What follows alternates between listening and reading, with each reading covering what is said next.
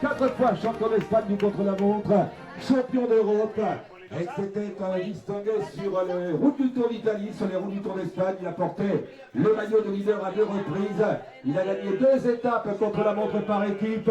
Voilà Jonathan Castroviero qui nous a rejoint pour la formation Ineos Grenadier. Et on invite tous les coureurs à nous rejoindre. Le départ devrait être donné aux environs de 17h. Au fur et à mesure, la liste des coureurs qui ont signé est en train de s'étoffer. On salue tous les amis de la presse qui nous ont rejoints avec Sud-Ouest, avec France Bleu qui nous a rejoint également, nos amis de France 3 qui sont avec toutes les parties prenantes évidemment qui ont assuré la promotion de ce critérium de questions à la bataille qui va vivre une nouvelle édition après 3 années blanches. Un grand bravo, un grand merci à Georges Maria qui va nous permettre de vivre une super épreuve. C'est la fête du vélo aujourd'hui, c'est la 47e édition. Valentin Petit Tour avec les couleurs de l'équipe handicapant Angoulême. Il avait été dans l'équipe de Sainte Top 16.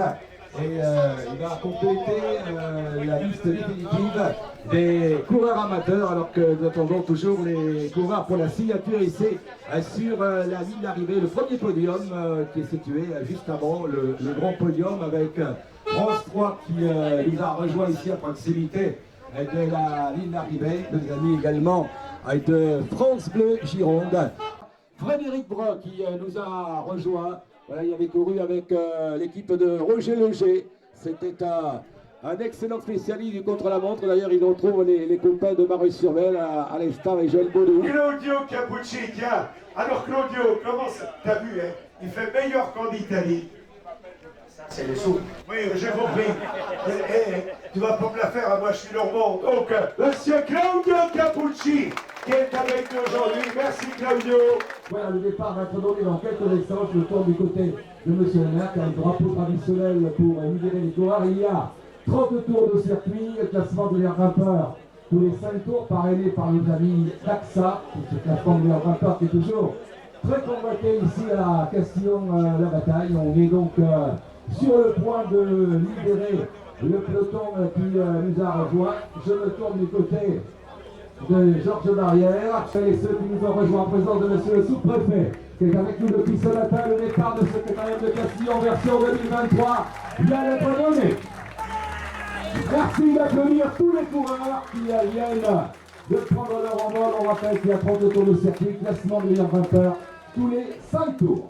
Voilà Alexis Bernardo et donc Alexis Guérin qui viennent de lancer la course, qui ont lancé le premier tour, et c'est Valentin Manouas avec son maillot de champion de France Yamène devant Lilian Calmejane, et on aperçoit Fabien Grenier qui était en 3e position avec la présence également de Mathieu Burgodeau. Alors que les coureurs entament le 2e tour, la course sera difficile parce que la côte de Belvès évidemment est compliquée. C'est un circuit exigeant que nous avons. Ensuite il fait très chaud, et pour le grand bonheur de tous les spectateurs qui nous ont rejoints pour cette nouvelle édition du Critérium de Castillon. Castillon qui fait incontestablement partie des plus beaux critériums de France.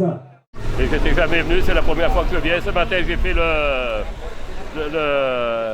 randonnée à Saint-Mande-de-Castillon, et après-midi je suis venu voir le critérium. Voilà, bien on l'a vu, donc dès le début d'épreuve, de belles accélérations avec Fabien Grenier que nous avions là, et croire qui, rappelons-le, a porté il y a quelques années le meilleur poids de meilleur grimpeur sur les routes du Tour de France. Il nous vient de Vendée, avait été très brillant sur les routes du Tour du Danemark, où il avait terminé à la 13e place. Et avec lui dans l'échappée, le partenaire idéal avec Lilian Calmejane, lors d'étape sur les routes du Tour. Aux Rousses, il y a quelques années, il avait gagné à la Vuelta et était allé battre les Italiens chez eux à la semaine de Coppi Bartali. Et on sait que Lilian Calmejane va prendre dans quelques jours la direction donc, de l'Allemagne pour disputer donc, le Tour d'Allemagne. Il nous disait de ne pas être véritablement satisfait de son Tour de France, et reporte évidemment ses ambitions pour le 2e volet de saison. Et on a également donc Pierre-Mathieu Pellier que nous retrouvions là. Un bonjour amical à Alain Cloué, le secrétaire général de la Ligue nationale de cyclisme est président du comité d'organisation du Tour Poitou-Charentes en Nouvelle-Aquitaine. L'épreuve qui aura lieu du 22 au 25 août prochain. Si on me demandait de donner les précisions au niveau du programme sur la liste des engagés, donc vous avez bien compris que le dossard 1, Giulio Ciccone, était remplacé par Christophe Laporte de la Jumbo Visma. Donc le dossard numéro 1, c'est Christophe Laporte, vous l'avez compris. Le 6, Anthony Turgis, a été remplacé par l'Espagnol Victor Delaparte. Le dossard numéro 13 est porté par Valentin Ferron. Le coureur de l'équipe Total Energy, c'est Alain Rio de l'équipe Arkea Samsic qui porte le dossard 14. Alexis Guérin pour l'équipe Bingol W porte le dossard numéro 15.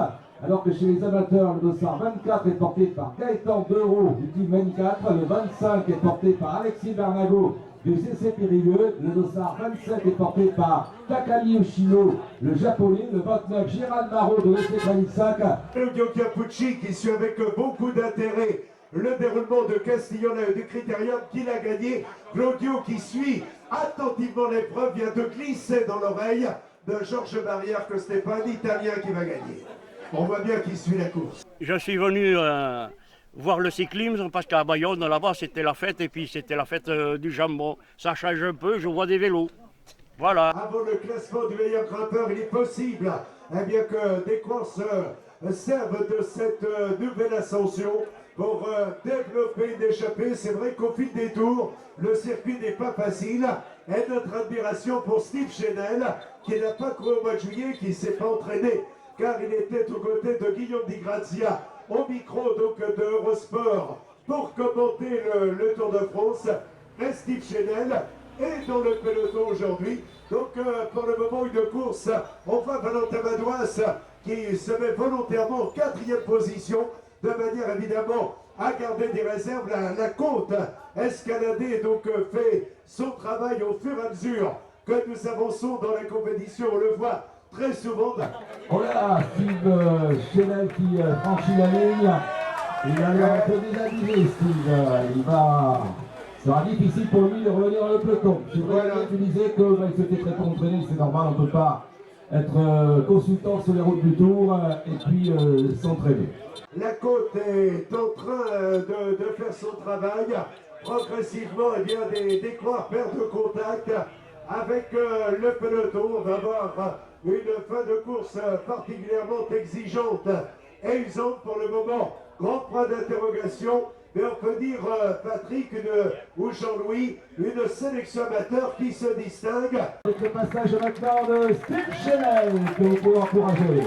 Eh bien, vous avez raison de l'applaudir. Steve Chenel, qui a mis à terme qui va mettre à terme à sa carrière de cyclocrossman. On rappelle que pendant 25 ans, il a représenté la France dans les Coupes du Monde, au championnat du monde. Et on considère Steve Chenel comme un cyclocrossman. Mais on ne doit pas oublier qu'il a gagné une étape aux 3 jours de la panne. Alexis Guérin est actuellement dans la situation, il est tout seul échappé, il va falloir aller le chercher. Alexis, il est motivé, il a beaucoup de supporters aujourd'hui puisqu'il est de la région bordelaise. Et nous sommes avec le groupe de contre-attaque qui est placé sous la conduite d'Alain Driou. Il y a Victor Delaparte qui amène, il y a Grelier qui amène avec Alain Driou, avec Lilian Calmejane, avec Petitot qui s'est glissé dans ce quator de contre-attaque. Et le peloton maintenant amené par Valentin Madouas avec sur sa gauche Gérald Marot, les deux champions de France. Castor Hérault est toujours là. Loïc Gasriac qui remonte bien également sur la gauche. Alors que la porte va essayer de se dépanner avec la roue de Steve Chenel qui a bien fait de rester ici à nos côtés avec son vélo. Alors vous assistez actuellement à l'échange de roues entre Christophe Laporte qui a été victime d'une nouvelle crevaison à la roue arrière qui emprunte la roue de Steve Chenel qui a abandonné pour les raisons que vous savez et c'est pas grave du tout. En tout cas, il vient de dépanner Christophe Laporte qui n'est pas encore reparti. Je pense que la roue va parfaitement s'adapter sur la machine de notre ami Christophe Laporte. Ici, Alexis Guérin avec Calmejane, avec la présence de Fabien Grenier, celle de Petitot et celle de Alain Rouleau. Voilà le peloton maintenant mené par Jonathan Castroviero, très entreprenant depuis le départ, avec les coureurs de la formation Total Energy. Alexis Guérin de l'équipe Bingoil Wallonie-Bruxelles, qui est toujours leader de la course et qui souffle sur ses derniers tours. Il reste 4 tours de circuit à Lanorion qui est là avec Valentin Petitot qui fait le maximum pour garder le sillage des meilleurs. La contre-attaque amenée par Grelier alors que Valentin Madouas a repris la direction des opérations au sein du peloton avec Jonathan Castroviro. 3 tours avec le public de plus en plus nombreux ici aux alentours de la ligne d'arrivée. Merci à toutes celles et à tous ceux qui sont venus assister à Castillon la bataille aujourd'hui. Merci beaucoup, sans spectateurs, il n'y aurait pas évidemment de grand critérium. Et nous sommes toujours avec Alexis Guérin qui mérite les applaudissements de tout le public. Voilà lui qui est originaire du département de la Gironde. Alexis Guérin, ancien champion de la Capitale Espoir, qui a gagné une superbe course. De tour avec les encouragements de tout le public et Jonathan Castroviro actuellement seul en tête du coureur espagnol qui se lance dans une échappée spectaculaire. Jonathan Castroviro actuellement leader de la course. Et derrière on va retrouver le groupe de contre-attaque qui est donc composé de Burgodo, de Madouas, de Maro et également Alexis Guérin et Lilian Calmejan qui sera donc le meilleur grimpeur, celui qui le rejoindra pour recevoir le trophée d'AXA. Et Valentin Madouas, le champion de France, Valentin Madouas qui est parti. Dernier tour de circuit, attaque de Madouas. Le contre de Castroviro. Castroviro qui a contré avec maintenant Burgodo qui est dans la route de Castroviro. Donc Madouas avec Castroviro, avec Burgodo, avec Guérin, avec Maro. Ça semble un peu délicat pour Lilian Calmejan. Le dernier tour de circuit, on va avoir un final au couteau avec les applaudissements de toutes celles et tous ceux qui nous ont rejoints aujourd'hui. Castillon était bien la capitale du cyclisme. Est-ce que Laurent Madouas va garder quelques secondes d'avance? Est-ce que nous aurons une arrivée au sprint avec Mathieu Burgodo? Valentin Madouas est le vainqueur de Castillon la bataille 2023. Jonathan Castroviro va terminer deuxième et Mathieu Burgodo troisième. Premier amateur à 45 ans passés. Gérald Marot va même prendre la 4e place devant Alexis Guérin qui est 5e. Et le 6e est Lilian Calmejan et les sacrés meilleurs grimpeurs. Lilian qui a fait beaucoup d'efforts, qui a gagné tous les sprints. Voilà, il prend la 6e place et maintenant Pierre-Mathieu Pellier pour aller chercher une place d'honneur. Nous aurons donc Pellier 8e et le 7e est Valentin Ferron. Le 8e est Pierre-Mathieu Pellier. Voilà, le classement est facile à faire. Nous avons maintenant le peloton qui va aller chercher les accessites restants, à savoir la 9e place. Voilà, on aperçoit Valentin Petitot, on aperçoit Christophe Laporte. Christophe Laporte était pour l'instant également placé. 9e place ici sur la ligne, également Loïc Destriac, l'ancien professionnel de l'équipe de Roubaix. Et on applaudit très très fort Mathieu Burgodo. Elle prend la 3e place. Voilà, Robert Gradier, bien On applaudit, on applaudit Lilian Calmejan, meilleur grimpeur sur les routes de cette Lilian Calmejan. alors qu'on va applaudir plus fort, remarquable champion, la défenseur du cycliste. Gérald Marot pour le 55 de 2024. Il est présidé par Jean-François Gélique. Il a révélé l'eau pendant 2 décennies. Il a fait beaucoup d'efforts. Il a participé au championnat de la Terre. C'est un coureur qui On est très très fort, bravo à notre champion de France. nous en rejoint. Castillon et Castillon de la ville. Capitale numéro de la 4 marches. Président de France, Madouas. Deuxième, Jonathan Castroviro. Et troisième, Mathieu Burgodo. Et vous pouvez l'applaudir, lui aussi est un héros, Georges Barrière, près de 50 ans d'organisation. Un gros bravo.